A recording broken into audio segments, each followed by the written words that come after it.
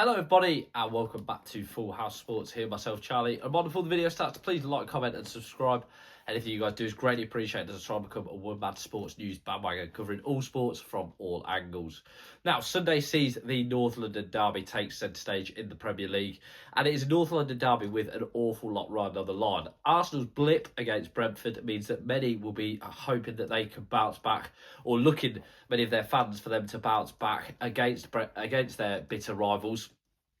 Because if not, it would once again increase the pressure. And considering Arsenal's recent runs in terms of league title runs in previous seasons, they have been labelled with the perhaps unfair title of bottlers and a team that perhaps folds under pressure. But they are up against the Spurs side, who have a new man in the dugout. Croatian Igor Tudor, who takes charge of Spurs on an interim basis until the end of the season after Thomas Frank's sacking.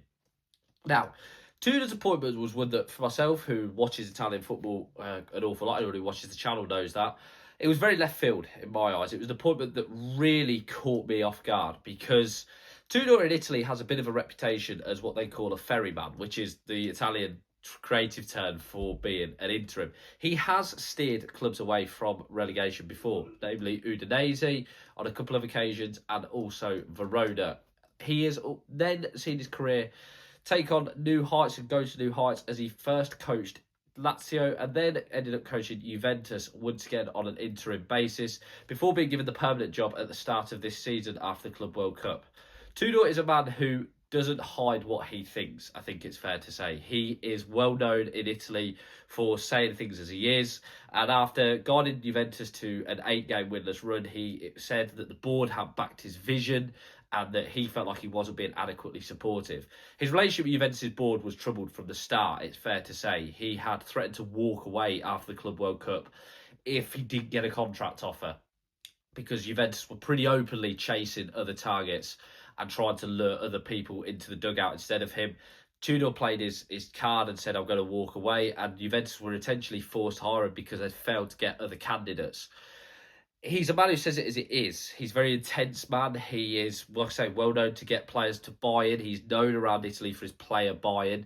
It's something that has been spoken about a lot in the media recently, and it's something that perhaps Spurs players need at the moment, because there's a real sense of a club that is void of identity and void of direction, I guess, with the recent results, with where they sit at the table, with them really being dragged into what is a relegation battle, although I do think perhaps that is a little bit of an over-exaggeration. But results have been poor this season, and I think for many Spurs fans, they'll be hoping that Tudor can perhaps put a bit of fight on the onto the pitch, which is what he is known for. He's known for his passion.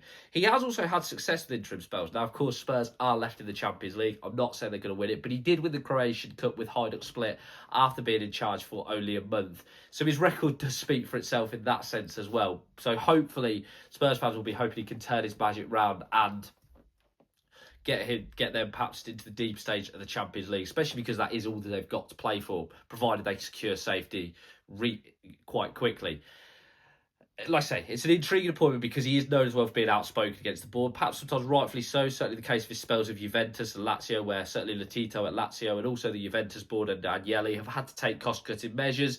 However, he sort of knew that before taking the job, and it's interesting with Spurs and their known sort of frugality with their money. It'll be interesting to see what he does. Of course, he's not going to have a transfer window anyway, but it'll be interesting to see what he thinks of maybe the board and what's going on at the club and how he deals with that, because that could be intriguing and a little character development behind the scenes. As a Forest fan, it's an interesting one to keep an eye on as well, because we're sort of hoping that Spurs could get dragged deeper and deeper into this relegation battle. But I do think Tudor will be the man to steer them away from things, as he is a guy who, like I say, will hopefully bring some intensity back. And I think he's just a manager who's suited to the interim role. As always, guys, let us know what you think. Please like, comment and subscribe. And as always, guys, have a great day.